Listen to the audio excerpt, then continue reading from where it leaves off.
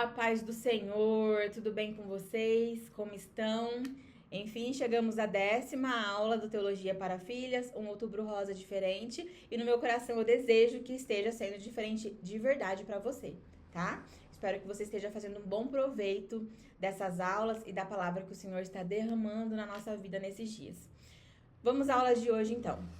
Nos últimos dias, a gente aprendeu que nós somos novas criaturas, adotadas como filhas e justificadas pela fé.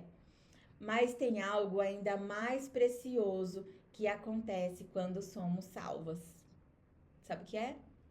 Deus vem habitar em nós. Deus vem habitar dentro de nós.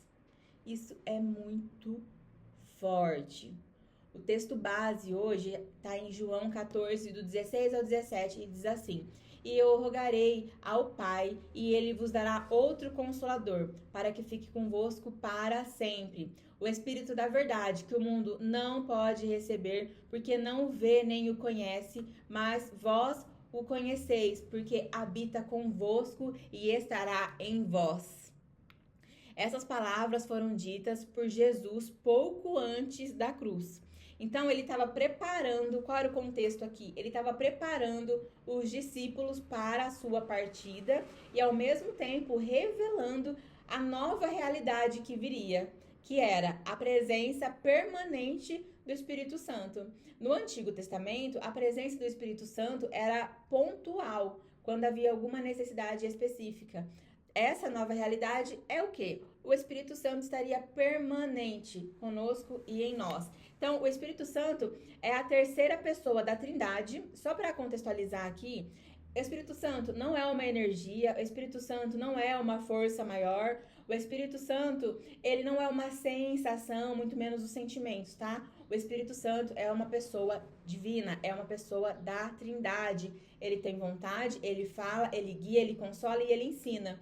E a promessa de Jesus é que ele não estaria somente conosco, ele não estaria com a gente, ele estaria em nós.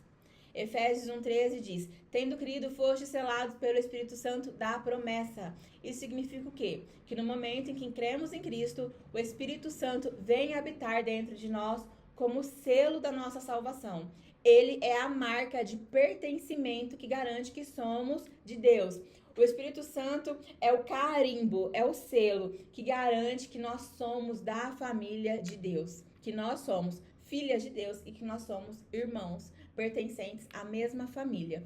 Na época de Paulo, olha só, um selo era usado, quando Paulo escreveu isso, existia um selo que era usado para autenticar documentos importantes. Até hoje, se você for no cartório registrar algum documento, você vê que eles colocam um selo, carimbam, colocam a assinatura ali em cima.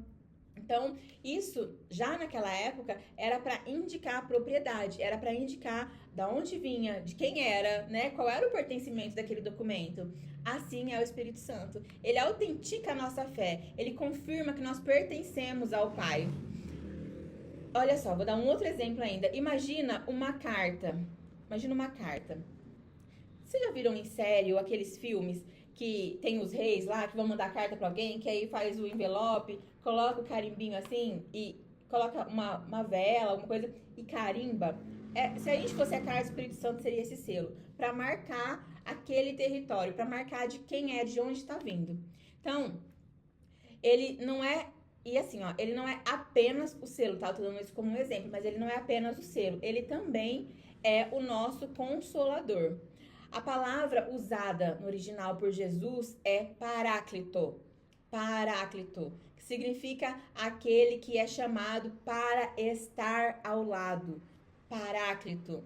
Ele nos acompanha, consola, dá força, nos ajuda a descansar e ele nos lembra que nós não estamos sozinhas. Nos momentos de mais dificuldade que você teve na sua vida, é o Espírito Santo que te lembrou quem você era, que você não estava sozinha, que você tinha um colo para onde você pudesse correr. João 14,16 diz assim: Mas o Consolador, o Espírito Santo, vos ensinará todas as coisas e vos fará lembrar de tudo o que tenho vos dito. Então, o Espírito Santo que nos traz à memória aquilo que nós precisamos nos lembrar. Veja só, veja como é lindo. Veja como é lindo a forma que ele trabalha. O Espírito Santo não apenas habita em nós, ele ainda nos ensina, ele ainda nos lembra, ele ainda nos exorta sobre as palavras de Jesus. Mas eu quero te trazer aqui uma observação.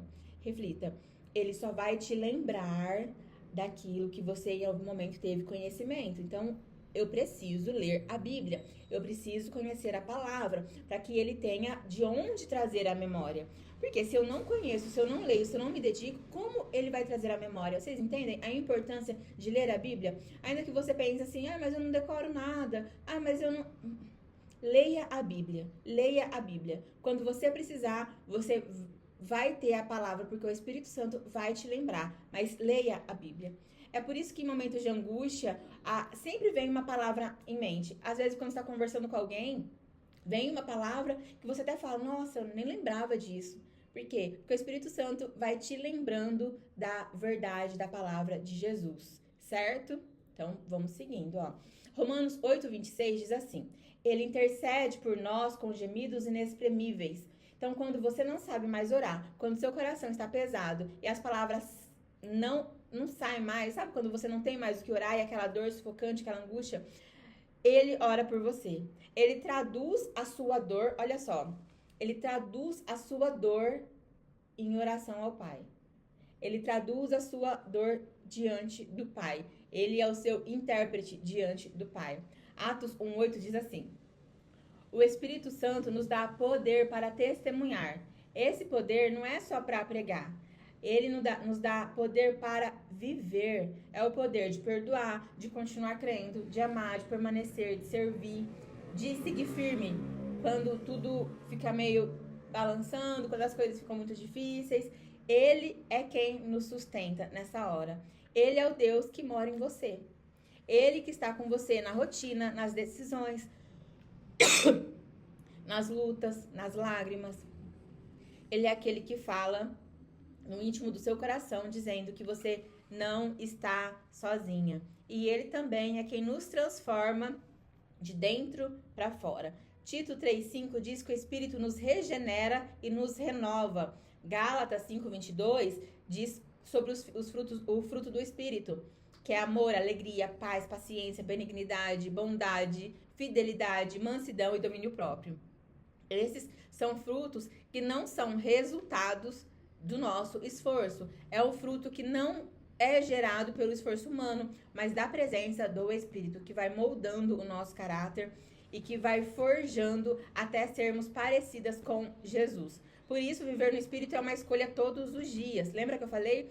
É Bíblia todo dia, oração todo dia. Viver no Espírito é uma escolha diária. É permitir que Ele guie os nossos pensamentos, que Ele guie as nossas palavras e que Ele guie as nossas atitudes, o nosso comportamento. É aprender a silenciar as vozes da nossa carne e ouvir a voz de dentro, a voz que vem de dentro de nós, que é a voz de Deus.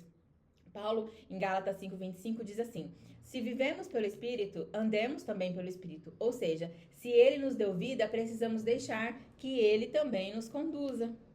Então eu quero te perguntar, você tem vivido como quem carrega a presença do Espírito Santo? Você tem vivido como quem é acompanhada pelo Espírito Santo? Ou você vive como quem caminha sozinha? Responde pra mim. Você tem deixado Ele te guiar, Ele te conduzir? Ou você ainda tenta controlar tudo na força do seu braço? Minha irmã, o Espírito que ressuscitou Jesus é o mesmo que habita em você. Ele ressuscita um homem dos mortos. O que Ele poderia fazer por você se você desse a permissão, a autorização? Romanos 8:11 afirma o quê? O Espírito daquele que ressuscitou Jesus dentre os mortos habita em vós. Aquele que ressuscitou Cristo também vivificará o vosso corpo mortal. Nós também seremos ressuscitadas algum dia pelo Espírito, por Jesus. Então eu te falo, por que a gente não permite que Ele controle a nossa vida? Que força é essa que a gente quer colocar naquilo que a gente vai fazer, tirando o poder dele na nossa vida? Quero te dizer com isso que existe um poder dentro de você, existe consolo dentro de você, existe vida dentro de você. você não está abandonada, você não está desamparada, você não está sozinha. O céu habita em você. Então grave essa frase no seu coração para você nunca mais esquecer. Anota aí também no seu caderninho. O mesmo Espírito que ressuscitou Jesus habita em mim. Não se esqueça dessa verdade, porque essa é a nossa verdade, é a verdade de quem nós somos nele. Amém? Então, assim a gente encerra, a gente finaliza aqui o módulo da identidade em Cristo. E a partir da próxima aula, a gente vai iniciar uma nova etapa, que é o módulo que vai falar sobre restauração da alma. Agora sabemos quem somos, o Espírito Santo vai nos conduzir a curar aquilo que precisa ser curado, aquilo que precisa ser restaurado em cada uma de nós. Até amanhã e que o Espírito Santo faça você sentir a doce presença dele aí no seu dia, tá bom? Fiquem com Deus. Tchau.